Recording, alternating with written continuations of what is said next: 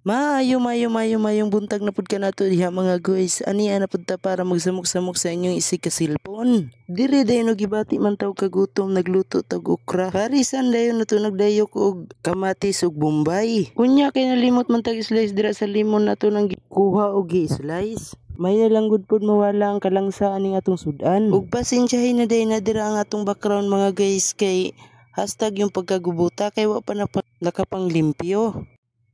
Unya pag humana to gi-slice dirag limon nato na nang gipuga dira sa atong dayok aron makaon na nato. Ug mintras gapuga tag limon dira sa atong dayok ato pong lantaw ng atong nilutong okra.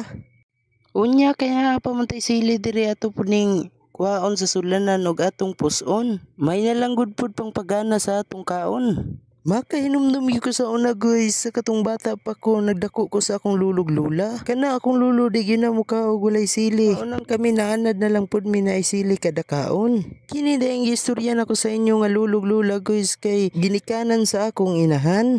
Kini akong lula hastag yung pagkabutana kay wala giigsuon ako nga wala nag-agi sa iyang kamot. Maunang mutuog yun ko ng istorya nga mas palangga pag yun ang apo kaysa sa anak. Unya kini akong lula guys hasta pag yung pagkakugihana kay tanang trabaho sa babae ug sa lalaki kaya man niya. Maunang ikabiliban yun ako sa akong lula guys kay hasta yun yung pagkakugihana.